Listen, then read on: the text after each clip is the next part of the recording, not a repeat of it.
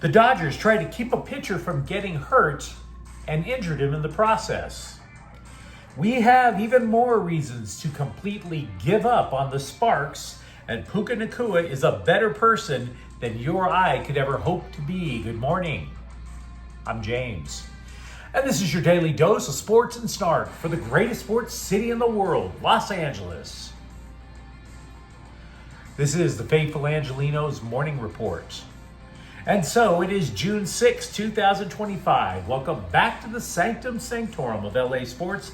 By the time you see this clip, I'm going to be on a plane for work, which totally sucks for me. But we're always going to start our day off right by talking about the glory of LA sports. And if you like being in the know about LA, clickety-clack the like button. Clickety-clack the subscribe button.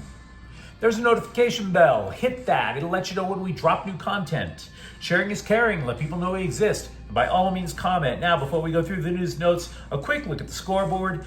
Dodgers 6, Mets 5. The Dodgers' magic number has dipped to 99. And by the way, the Dodgers have 21 come-from-behind victories to lead Major League Baseball. So try not to leave Chavez Ravine that early.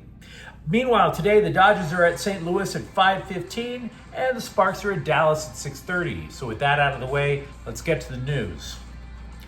Dave Roberts told the LA Times about the 15 Dodger pitchers currently on the injured list. Quote, "I'm very confident we're going to get them back. I just don't know when."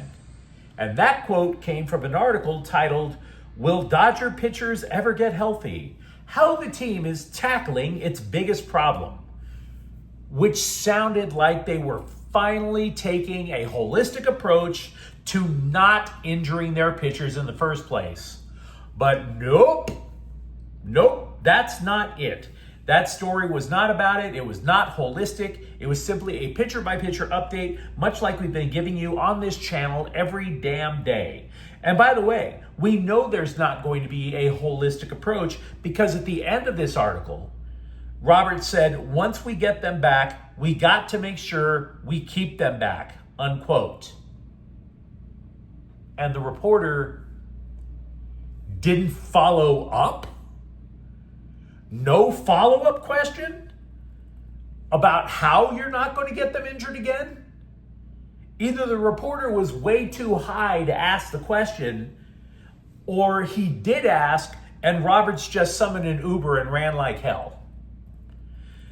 And I bring this up because irony is a cruel bastard. You take starter Tyler Glasnow, for example. In the offseason, he changed his delivery because he and the Dodgers believed that if he did, he would be healthier this season in the long run. And he's been sidelined since April 27th. So that didn't help. Round of applause for that change. Here's what they attempted to do. They tried to change the way that he twisted the upper half of his body, which also slightly dropped the arm angle. The idea was to lower the strain on the elbow. And then his shoulder was like, oh yeah? We'll see about that. By the way, Glasnow stopped his last bullpen sesh, if you remember, because his back got tight. Which, I don't know, might have to do with the way you're twisting the upper half of your body. So again, irony is the cruelest bastard. The changes to Glasnow have been, should we be charitable and call them suboptimal? Glasnow said his shoulder feels good now, and he plans to throw a bullpen sesh this weekend.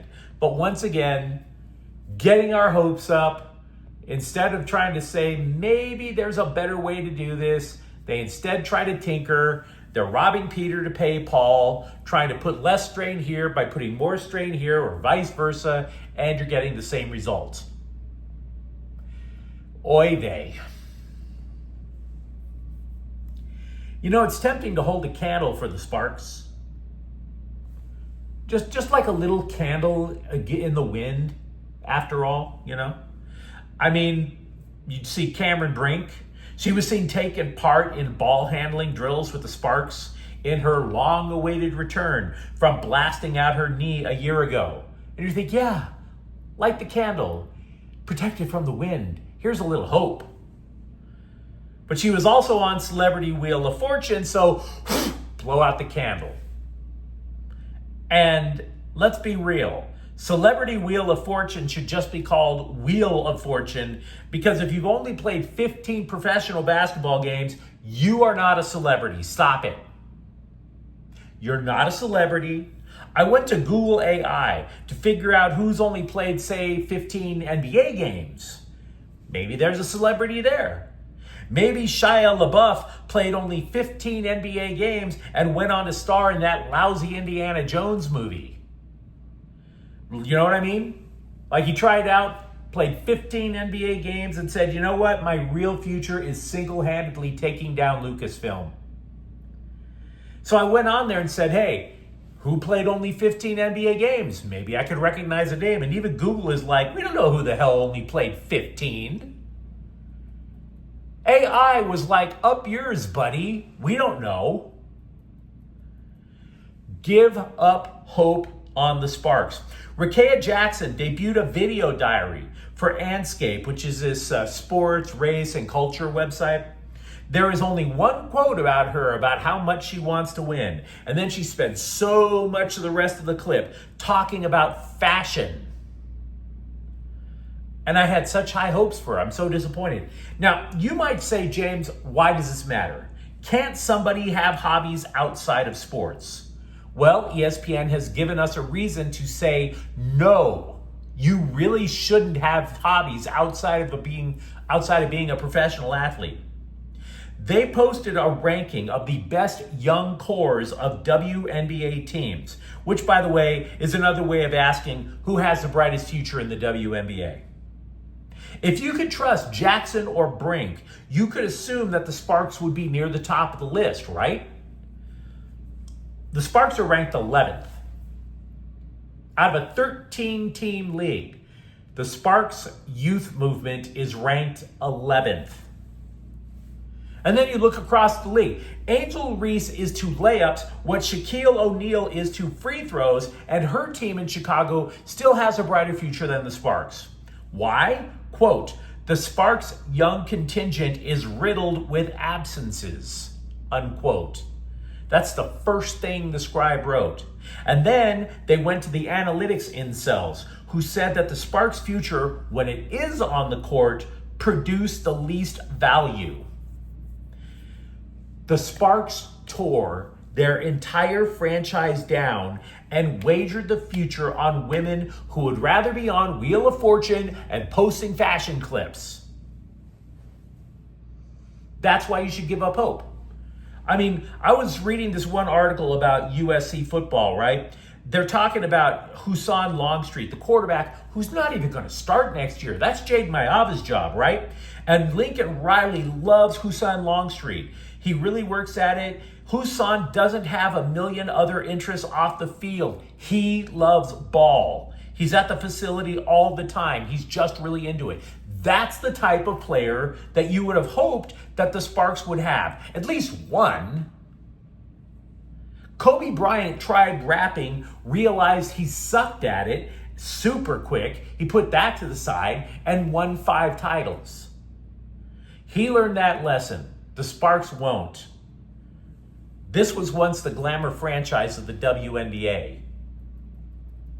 It's time to give up hope. Everybody likes to get on a football player's case for missing off-season training activities, right? Oh, it's a holdout. Oh, you're greedy. Oh, you think you're special? You think you're better than me? Puka Nacua probably is better than us. He missed Rams OTAs, the first week of OTAs anyway, so that he could travel to his grandmother's village in Samoa and help at a clinic. Because dying from diabetes, getting the beatus, is a thing out there. So he wanted to help people so that they wouldn't die. Yeah, it's a good idea not to clown everybody when they miss a practice or two. So now Nacua is back in the fold. He's been at OTAs this week, and he says that the thing that's surprising him most about life without Cooper Kupp, is that other players are now looking to him for advice. Quote, they're asking me questions, and I'm like, wait, coach, do you want me to answer this for real? I'm like, I feel like I still have some of these similar questions, but it's been good because it's a teaching moment for me, unquote. Now, Nacua's numbers dropped last year because if you remember, he was hurt at the start of the season. He still wound up with 990 yards and 79 catches. The Rams still needed to share his expertise because even though his numbers were down, the receiving room overall had the most reception yards in the NFL, 3,357. So without Kupp, Nacua is not only going to have to increase his own production, he needs to share that knowledge of the offense as well. The Kings will need a new coach for their minor league team out in the IE. Marco Sturm has left the Ontario Reign. He's going to coach the Boston Bruins. The Bruins like the Kings' defense-first approach, so that's why Sturm was a front runner and eventually got the gig. Meanwhile, an assistant coach for the Kings, DJ Smith, he was apparently in the running to take over things with Pittsburgh. The Penguins hired a guy named Dan Muse instead. So it's not a total brain drain out there. A couple of days ago, former Laker tough guy Meta something Artest volunteered himself to be the future coach of the Knicks. We talked about it here. Now, as for something maybe to take a smidge more seriously, former Lakers head coaches Luke Walton and Mike Brown are being considered, according to the New York Post. Either way, I can't say any of those guys are an upgrade over the coach that they just ran out of town. So, Nick's doing Nick things. Also, free agent guard Chris Paul went on the Pat McAfee show and said he wants now to play in LA because that's where his family is. Quote, my son just turned 16, my daughter's 12. The past 6 seasons, I've lived without them. I've been away from them for the last 6 years. That's the conversation. I want to be dad, unquote. Go be a dad, my dude. You wore out your welcome with the Clippers, and if there's one thing the Lakers don't need, it's another stubborn 40-year-old on the roster. They've reached their limit with stubborn 40-year-olds. Don't need the two of you, button heads over who gets the bigger cup of Metamucil. It doesn't matter. Go be a dad. You have some makeup dadding to do, right? Because right now your kids are teenagers and your wife's going to need a little help with that whole teenage rebellion thing. But you let me know what you think in the comments thread. Talk to me, for example, about the Dodgers still not coming to grips with injuring their own pitchers. Or for that matter, do you even have like a smidge hope for the Sparks? Or you like most people in society with common sense and just don't watch the WNBA in the first place? And if you enjoyed the content, don't forget to subscribe to Faithful Angelenos. We are talking LA sports every single day here. Thank you for watching. I'm James. We'll be back tomorrow. Faithful Angelenos is a Kian Corte El Queso production. Take care.